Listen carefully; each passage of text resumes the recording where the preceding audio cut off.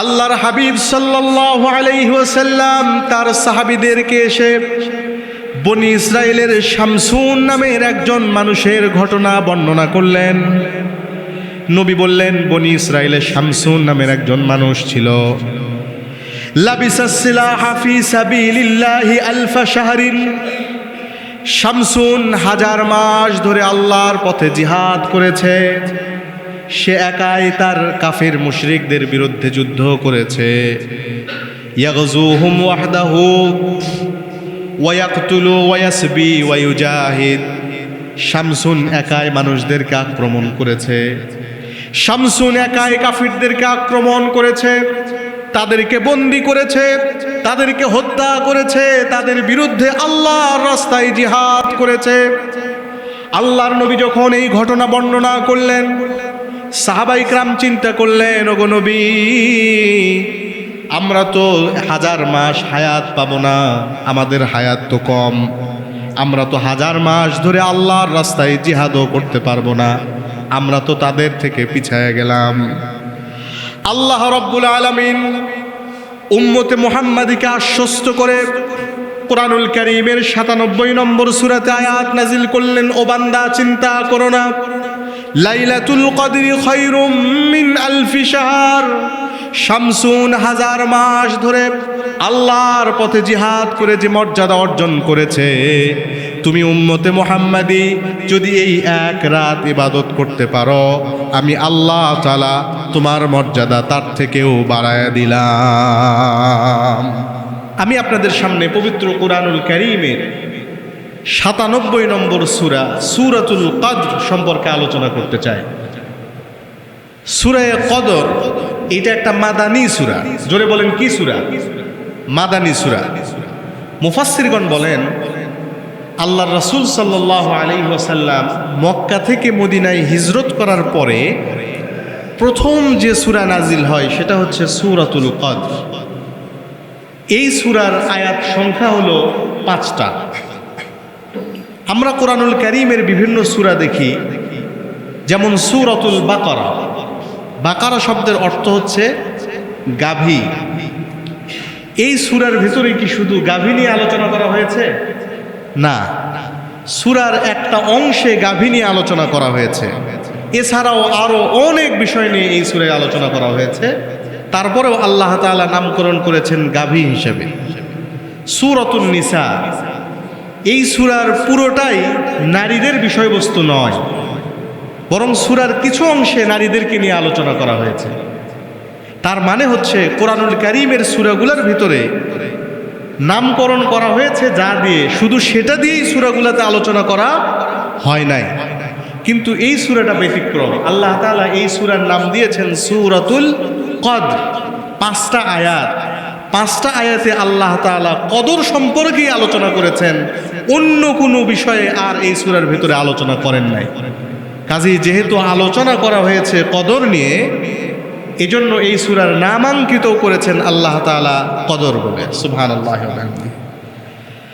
আল্লাহ রাব্বুল আলামিন বলেন, ইন্না আনজালনাহু ফি লাইলাতিল কদরি ওয়া মা আদরাকা মা লাইলাতুল কদর লাইলাতুল কদরি খায়রুম মিন আলফি শাহর। আল্লাহ তাআলা বলছেন, ও দুনিয়ার মানুষেরা শোনো, ইন্না আনজালনাহু ফি লাইলাতিল কদর, আমি তোমাদের জন্য এই কুরআনুল কারীমকে কদর রজনীতে অবতীর্ণ করেছি। ওয়া মা আদরাকা মা লাইলাতুল কদর, তোমরা কি জানো নাকি এই কদর রজনী কি? লাইলাতুল কদরি খায়রুম মিন আলফি শাহর।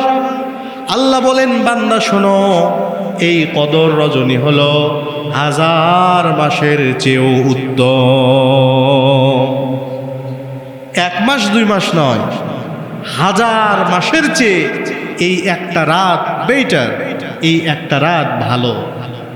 আল্লাহ কত চমৎকার করে মানুষকে বুঝায়া বলছেন, ইন্না আনজালনাহু ফি লাইলাতিল কদর, ও বান্দা, আমি কোরআনটাকে নাজিল করছি কদরের রজনীতে।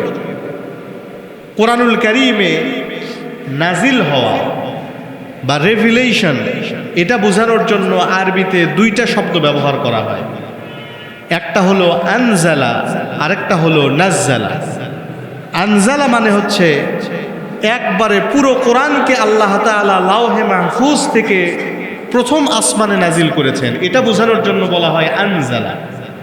আর সেখান থেকে রাসূল আকরাম সাল্লাল্লাহু আলাইহি ওয়াসাল্লামের কাছে ধীরে ধীরে অল্প অল্প করে যে নাজিল করা হয়েছে, এটাকে আল্লাহ তাআলা অভিহিত করেছেন নাজ্জালা বলে। একটা বাবে ইফআল, একটা বাবে তাফঈল। তো আল্লাহ বলছেন, ও বান্দা, I have revealed the whole Quran in the night of decree. আমি কোরআন নাজিল করেছি কদরের রাতে, মহিমান্বিত রাতে। ওয়ামা আদরাকা মা Laylatul Qadr, do you have any idea what is the night of decree? Laylatul Qadr কি জানো? আল্লাহ নিজেই উত্তর দিচ্ছেন, বান্দা তুমি জানো না, আমি তোমাকে বলছি লাইলাতুল কদরি খায়রুম মিন আলফি শাহর, the night of decree is better than 1000 month, হাজার মাসের চেয়ে উত্তম। সুবহানাল্লাহ। সম্মানিত হাজিরিন, লাইলাতুল কদরকে কদর বলে ডাকার কারণ হচ্ছে এর অর্থ হলো লাইলাতুল হুকমি ওয়াত তাকদীর। এটা হলো ভাগ্য রজনী, মানুষের ভাগ্য লেখা হয়। হযরতে ইবনু আব্বাস রাদিয়াল্লাহু আনহু বলেন, ইউকতাবু ফি মিন উম্মিল কিতাবি মা ইয়াকুনু ফিস সানা, যে ওই বছর সারা পৃথিবীতে কি কি ঘটবে তার সবকিছু কদরের রাতে লেখা হয়। বলছে, মিন রিজকিন ওয়া মাতারিন ওয়া হায়াতিন ওয়া মাউতিন হাত্তাল হাজ। আগামী বছরে কে কতটুকু রিজিক পাবে, কে কতটুকু ইনকাম করবে, কতটা বৃষ্টিপাত হবে, কয়জন বেঁচে থাকবে, কয়জন জন্মগ্রহণ করবে, কয়জন মারা যাবে, এমনকি কে কে বাইতুল্লাহতে হজ করতে যাবে, সেটাও এই রাতে আল্লাহ তাআলা নির্ধারণ করে দেন। এই জন্য এই রাতের নাম হচ্ছে লাইলাতুল কদর বা ভাগ্য রজনী। কেউ কেউ বলেন যে না, লাইলাতুল কদর শব্দের অর্থ হলো সম্মানিত রজনী, মহিমান্বিত রজনী। বলে কেন এটার সম্মান? বলছে এর সম্মান হচ্ছে এর মর্যাদার কারণে, এর তাজিমের কারণে একে মহিমান্বিত রজনী বলা হয়। আবু বকর আল ওয়ারাক বলেন, এই রাতের মর্যাদা এত বেশি, এত বেশি যে একজন মানুষ যে আগে জাহান্নামী ছিল, এই রাত পাওয়ার আগে কি ছিল? জাহান্নামী ছিল, পাপী মানুষ ছিল, যার আমলনামায় কিছু লেখা ছিল না। শুধু এই এক রাত পেয়ে এই বান্দা যদি ইবাদত করে, এই এক রাত পাওয়ার কারণে পরের দিন সে সকালবেলা জান্নাতি হয়ে যায়। সুবহানাল্লাহ। কেউ কেউ বলেছেন, তাফসিরে কুরতুবীতে এসেছে যে এই রাতের মর্যাদা এত বেশি হওয়ার কারণ হচ্ছে ইন্নামা সুম্মিয়াত বিযালিকা লি'ইযামিহা লিআন্নাহু আনজালা ফিহা কিতাবান যা কদরিন আলা রাসূলিন জি কদরিন আলা উম্মাতিন যাতি কদরিন। যে এই রাতে আল্লাহ তাআলা এই পৃথিবীর সবচেয়ে মর্যাদাপূর্ণ কিতাব, সবচেয়ে মর্যাদাপূর্ণ রাসূলের উপরে সবচেয়ে মর্যাদাবান উম্মতের জন্য নাজিল করেছেন। সুবহানাল্লাহি ওয়া বিহামদিহি। এই জন্য এই রাতের মর্যাদাটা আল্লাহ তাআলা বাড়িয়েছেন, নাম দিয়েছেন লাইলাতুল কদর বা ভাগ্য রজনী বা মহিমান্বিত রাত। আল্লাহ তাআলা বান্দাদেরকে জিজ্ঞেস করে বলছেন, ওয়ামা আদরাকা মা লাইলাতুল কদর, তোমরা কি জানো লাইলাতুল কদর কি? আল্লাহ যখন বান্দাকে প্রশ্ন করেন, তার মানে হলো বান্দা এর উত্তর জানে না, আল্লাহ নিজেই এই উত্তর দিতে চান। আল্লাহ প্রশ্ন করে বান্দাকে শেখাচ্ছেন, বান্দা তুমি তো জানো না, তুমি ভালো করে শোনো, লাইলাতুল কদরি খায়রুম মিন আলফি শাহর, এটা হাজার মাসের চেয়ে উত্তম। হাজার মাস মানে কত? হাজার মাস মানে হচ্ছে 83 বছর 4 মাস। 83 বছর 4 মাস। মুফাসসিরগণ বলছেন, তাফসিরে ইবনু কাসিরে এসেছে, মুফাসসিরগণ বলছেন যে 83 বছর 4 মাস মানে 83 বছর বোঝানো হয় নাই। কারণ উম্মতে মুহাম্মাদি 83 বছর বাঁচতে পারে না। আমাদের গড় আয়ু 70-71 বছর। এখন তো মানুষ এতদিন লাস্টিংই করে না, 40-এর পরেই মানুষ অসুস্থ হয়ে যায়। তো মুফাসসিরগণ বলেন এই 1000 মাস বলতে জামিউদ দাহর, তার পুরো জীবনকে বোঝানো হয়েছে যে কোনো একজন মানুষ যদি এই রাতে ইবাদত করে তাহলে সারা জীবন ইবাদত করার চাইতে এই এক রাতের ইবাদতের মূল্য বেশি। সুবহানাল্লাহ বলবেন না? সুবহানাল্লাহ। হযরত আবু বকর আল ওয়ারাক বলেন এই রাতের মর্যাদা হচ্ছে এমন, উনি ব্যাখ্যা করছেন এইভাবে যে আল্লাহ রাব্বুল আলামিন পৃথিবীতে দুইজন মুসলমানকে সারা পৃথিবীর শাসক বানিয়েছিলেন। একজন হলো হযরত সুলাইমান আলাইহিস সালাম, আরেকজন হলেন যুলকারনাইন। সুলাইমান নবী পৃথিবী শাসন করেছেন 500 বছর, যুলকারনাইন শাসন করেছেন 500 বছর। বুঝে থাকলে বলেন তো দুইজন মিলে কত বছর শাসন করছেন? 1000 বছর। তো আবু বকর আল ওয়ারাক বলছেন 1000 মাস মানে হচ্ছে যদি কোনো বান্দা লিমান আদরাকাহা খায়রাম মিন মুলকিহিমা, যদি কেউ এই এক রাত ইবাদত করে তার ইবাদত এই 1000 বছর রাজত্ব করার চেয়ে উত্তম। 1000 বছর পৃথিবী শাসন করার যে মর্যাদা তার চেয়ে এই এক রাত ইবাদতের মর্যাদা বেশি। কিন্তু আমরা দেখি আমাদের দেশের মানুষ ব্যস্ত হয়ে গেছে, ঈদের জামা কাপড় কেনার জন্য ব্যস্ত হয়ে গেছে। টিভিতে সাংবাদিকরা বিভিন্ন মানুষের সাক্ষাৎকার নিচ্ছে, স্পেশালি মেয়েদের। তো একজন মেয়ে বলছে যে ঈদ উল ফিতর এটা এমন একটা জিনিস, এটার জন্য আমরা সারা বছর ওয়েট করে থাকি। তা আমি ভাবলাম যে হয়তো ইবাদত বন্দেগীর জন্য ওয়েট করে থাকি। স্বাভাবিক, মুসলমান মানুষ কার কোন ইবাদত আছে তো বলা যায় না। ওমা পরে বলতেছে যে না, সারা বছর এই শপিং করার জন্য ওয়েট করে থাকি। এই যদি হয় আমাদের হালাত, 2 লাখ 3 লাখ টাকা নিয়ে বাজার করতে গেছে, ওই বাজারের টাকার কথা শুনলে তো ভয়ে বাড়ি থেকে বের হইতে মন চায় না। 2 লাখ 4 লাখ 5 লাখ টাকা নিয়ে বাজার করতে গেছে, বাজার করতেছে ঈদ ওদের। অথচ জীবনে যাদের হররোজ রোজা, ক্ষুধায় আসে না নিদ, আধমরা সেই কৃষকের ঘরে এসেছে কি আজ ঈদ, তাদের কোনো খোঁজ খবর নাই। জাকাত দেওয়া লাগবে খবর নাই, ফিতরা দেওয়া লাগবে খবর নাই, খালি দৌড়ে দৌড়ে মার্কেটে যাচ্ছে। তারাবির নামাজের খবর নাই, লাইলাতুল কদরের খবর নাই, ইতিকাফের খবর নাই। খবর কিসের? নিত্য নতুন পাঞ্জাবি, নিত্য নতুন ড্রেস, মানুষ হুমড়ি খেয়ে পড়তেছে। আল্লাহ তাআলা আমার মনে হয় ঈদ বানাইছে আমাদের দেশের মহিলাদের জন্য, না হইলে এই ঈদ এত আনন্দদায়ক হতো না। সারা পৃথিবীর সব মানুষ মিলে যা আনন্দ করে, আমাদের দেশের মহিলা মানুষ তার চেয়ে বেশি আনন্দ করে। সারা পৃথিবীর বাজার এরা একাই করে দেয়, অন্য লোকের বাজার 1-2 বছর না করলেও চলবে, ঠিক কিনা বলেন? এটাকে নিয়ন্ত্রণ করতে হবে। আপনি নতুন কাপড় নেবেন, এটাতে ইসলামের দোষ নাই, ইসলাম এটাকে নিষেধ করে নাই, উৎসাহিত করেছে, কিন্তু সেটার মাত্রা আছে, মধ্যম পন্থা অবলম্বন করতে হবে। 2-3 লাখ 5 লাখ টাকা নিয়ে বাজার করতে গেছে, এটা কোনো মুসলমানের স্বভাব হতে পারে না। এটা হলো শয়তানের ভাই, না হলে বোন, শয়তান সাথে করে নিয়ে গেছে। এখন প্রশ্ন করতে পারেন যে শয়তান তো আল্লাহ তাআলা বেঁধে রাখছে, তাহলে শয়তান নিয়ে গেল কেমনে? তো শয়তান ওকেই খলিফা বানায় তারপরে বানছে আল্লাহ তাআলা। এই হলো আমাদের হালাত। আমাদেরকে এগুলো থেকে বেঁচে থাকতে হবে, এই জিনিসগুলোকে নিয়ন্ত্রণ করতে হবে। সম্মানিত হাজিরিন, গভীর মনোযোগ দিয়ে শুনবেন। তাফসীরে কুরতুবীতে উল্লেখ রয়েছে, হযরত ইবনে মাসউদ রাদিয়াল্লাহু আনহু থেকে বর্ণিত। ইবনে মাসউদ বলেন, আল্লাহর হাবিব সাল্লাল্লাহু আলাইহি ওয়াসাল্লাম তার সাহাবীদেরকে এসে বনি ইসরাইলের শামসুন নামের একজন মানুষের ঘটনা বর্ণনা করলেন। নবী বললেন, বনি ইসরাইলের শামসুন নামের একজন মানুষ ছিল। লাবিসাস সিলাহা ফি সাবিলিল্লাহি আলফা শাহরিন, শামসুন 1000 মাস ধরে আল্লাহর পথে জিহাদ করেছে। সে একাই তার কাফের মুশরিকদের বিরুদ্ধে যুদ্ধ করেছে।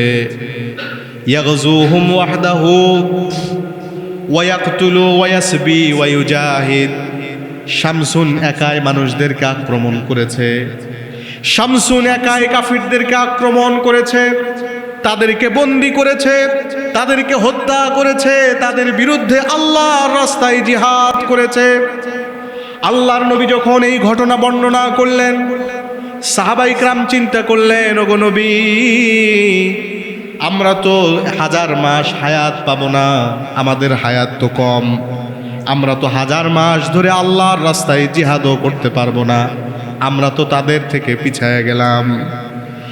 আল্লাহ রাব্বুল আলামিন উম্মতে মুহাম্মাদীকে আশ্বস্ত করে কুরআনুল কারীমের 97 নম্বর সূরাতে আয়াত নাজিল করলেন, ও বান্দা চিন্তা করো না, লাইলাতুল কদরি খায়রুম মিন আলফি শাহর, শামসুন 1000 মাস ধরে আল্লাহর পথে জিহাদ করে যে মর্যাদা অর্জন করেছে, তুমি উম্মতে মুহাম্মাদী যদি এই এক রাত ইবাদত করতে পারো, আমি আল্লাহ তাআলা তোমার মর্যাদা তার থেকেও বাড়ায়া দিলাম। 1000 মাস যুদ্ধ করে, নিজের জীবন বাজি রেখে যুদ্ধ করে যে সওয়াব পাইল, আমি আপনি এক রাত মসজিদে ফ্যানের নিচে বসে ইবাদত করে তার চেয়ে বেশি সওয়াব পাইলাম। বলে কত বেশি? বেশি হলো এই, যখন এই বান্দা কিয়ামতের দিন উঠবে, দেখা যাবে জান্নাতে যাওয়ার জন্য তার যত নেকি শর্ট হবে, আল্লাহ লাইলাতুল কদরের সওয়াব বাড়ায় দিয়ে তাকে জান্নাতি বানায় দিবে। সম্মানিত হাজিরিন, হযরতে কাব আল আহবার বর্ণনা করেছেন, বনি ইসরাইলে একজন রাজা ছিলেন। এই রাজা খুবই আমানতদার, মানুষের খুবই খেদমত করেছেন, খুবই ভালো মানুষ। তার উপরে আল্লাহ তাআলা খুশি হয়ে সেই যুগের নবীকে বলেছেন, ও নবী, আপনি এই রাজার কাছে যান, যে জিজ্ঞেস করেন সে আল্লাহর কাছে কি চায়। নবী তার কাছে এসে বললেন, কুল্লি ফুলানিন ইয়াতামান্না, তাকে জিজ্ঞেস করলেন, তুমি আল্লাহর কাছে কি চাও? আল্লাহ জানতে চেয়েছেন। রাজা এবার বলে, আমি বেশি কিছু চাই না, ইয়া রব্বি, আমার চাওয়া হচ্ছে, আমার রব, আতামান্না আন উজাহিদ ফি সাবিলিক, ও আল্লাহ, আমি তোমার রাস্তায় জিহাদ করতে চাই, বিমালি, আমার সম্পদ দিয়ে, ওয়া নাফসি, আমার জীবন দিয়ে, ওয়া ওয়ালাদি, আমার সন্তানদেরকে দিয়ে, এই 3 জিনিস দিয়ে আমি তোমার রাস্তায় জিহাদ করতে চাই। আল্লাহ তার দোয়া কবুল করেছেন। তার সন্তান হয়েছিল 1000 জন। কতজন? 1000। তাদের হায়াত অনেক বেশি ছিল। 1000 সন্তান, অনেক সম্পদ। তার সন্তানদেরকে উনি জিহাদে পাঠাতে লাগলেন। 1 মাস জিহাদ করার পরে একটা করে সন্তান মারা যায়। যখন 1000 মাস জিহাদ হলো, 1000টা সন্তান আল্লাহর রাস্তায় শহীদ হয়ে গেল। তার যে অসংখ্য সম্পদ, অগণিত সম্পদ ছিল, এই সম্পদগুলো সে আল্লাহর রাস্তায় জিহাদে ব্যয় করলো। শেষে নিজেও আল্লাহর রাস্তায় শহীদ হয়ে গেল। তখন লোকেরা বলল, লা আহাদা ইউদরিকা মানজিলাতা হাযাল মালিক, এই যে বনি ইসরাইলের রাজা, এই যে আল্লাহর রাস্তায় এত স্যাক্রিফাইস করলো, এর মর্যাদাকে আল্লাহ তাআলা এত বাড়িয়েছেন, পৃথিবীর কোনো মানুষ এই মর্যাদায় আর যেতে পারবে না। আল্লাহ এবার সূরা কদর নাজিল করে আমাদেরকে বললেন, ও বান্দা, সে এত কিছু করার পরে যে মর্যাদায় গিয়েছে, তুমি যদি লাইলাতুল কদরে আল্লাহর ইবাদত করো, তোমার মর্যাদা তার চেয়েও বেশি হবে। সুবহানাল্লাহ। আমাদের জিহাদ করা লাগছে না, সম্পদ ব্যয় করা লাগছে না, শুধু আল্লাহর দরবারে একটা রাত চোখের পানি ফেলে কাঁদতে হবে। আমরা পারবো না ইনশাআল্লাহ? জোরে বলেন ভাই, পারা যাবে না ইনশাআল্লাহ। সম্মানিত বন্ধুগণ, হযরত আলী এবং উরওয়া বলেন, আল্লাহর হাবিব সাল্লাল্লাহু আলাইহি ওয়াসাল্লাম সাহাবীদের কাছে এসে গল্প শোনালেন। আল্লাহর হাবিব বললেন, বনি ইসরাইলের 4 জন নবী ছিলেন। এই 4 জন, তাদের নাম হচ্ছে আইয়ুব আলাইহিস সালাম, জাকারিয়া আলাইহিস সালাম, হিজকিল আলাইহিস সালাম এবং ইউশা ইবনে নুন আলাইহিস সালাম। বনি ইসরাইলের এই 4 জন নবী আল্লাহর রাস্তায় আল্লাহর জন্য 80 বছর ইবাদত করেছে। আল্লাহর নবী বলেন, আবাদুল্লাহ 80 সানা লাম ইয়াসুহু তরফাত আইন। এই 4 জন নবী আল্লাহর রাস্তায় 80 বছর ইবাদত করেছে। এই 80 বছরে চোখের পলক পরিমাণ সময়ও তারা নষ্ট করে নাই। এই ঘটনা যখন শুনলেন নবীর সাহাবীরা চিন্তা করলেন, আমরা তো 80 বছর হায়াতও পাই না, যদিও হায়াত পাই পলকহীনভাবে 80 বছর ইবাদত করা তো আমাদের পক্ষে সম্ভব নয়। তারা আশ্চর্য হয়ে গেলেন, আবার হতাশ হয়ে গেলেন, আমরা তো 80 বছর ইবাদত করতে পারবো না। ঠিক সে সময় আসমান থেকে জিবরিল এসে নবীকে ডাক দিয়ে বললেন, ইয়া মুহাম্মদ, ও নবী মুহাম্মদ, قد عجبت أمتك من عبادة هؤلاء النفر। ও নবী, আপনার উম্মতেরা বনি ইসরাইলের যে 4 জন নবীর কথা বলা হলো, এই 4 জন নবীর পলকহীনভাবে 80 বছর ইবাদতের কথা শুনে হতাশ হয়ে গেছে। তারা আশ্চর্য হয়ে গেছে, হতাশ হয়ে গেছে। তারা মনে করেছে তারা 80 বছর হায়াত পাবে না, তারা 80 বছর পলকহীনভাবে ইবাদত করতে পারবে না। ও নবী, আপনি তাদেরকে বলে দেন, قد أنزل الله عليك خيرا من ذلك। আপনি তাদেরকে বলে দেন, আল্লাহ রাব্বুল আলামিন তাদের জন্য এর চেয়েও উত্তম জিনিস নাজিল করেছেন। এর চেয়েও উত্তম, এর চেয়ে বেটার জিনিস আল্লাহ তাআলা তাদেরকে দিয়েছেন। আল্লাহ তাদের জন্য বলেছেন, লাইলাতুল কদরি খায়রুম মিন আলফি শাহর। ও বান্দা, আমি তোমাদের উপরে যে রাত দিয়েছি, এই একটা রাত ইবাদত করো 1000 মাস 80 বছর পলকহীন ইবাদত করার চেয়ে এটাই তোমার জন্য উত্তম হবে। সুবহানাল্লাহি ওয়া বিহামদিহি। এই আয়াতের তাফসীর থেকে আমরা বুঝলাম এই রাতটা কত মহিমান্বিত, আল্লাহ তাআলা কত মর্যাদাবান করে সৃষ্টি করেছেন। আল্লাহ রাব্বুল আলামিন বলেন, তানাজ্জালুল মালাইকাতু ওয়ার রূহু ফিহা বিইذনি রাব্বিহিম মিন কুল্লি আমর। এই রাতে ফেরেশতারা নাজিল হয়, জিবরিল নাজিল হয়।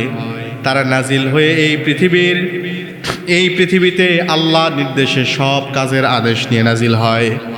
আল্লাহর হাবিব বলেছেন, ইযা কানা লাইলাতুল কদরি, যখন লাইলাতুল কদরের রাত আসে, নাযালা জিবরিলু ফি কাবকাবাতিন মিনাল মালাইকা। জিবরিল ফেরেশতাদের দল নিয়ে এই পৃথিবীতে নাজিল হয়।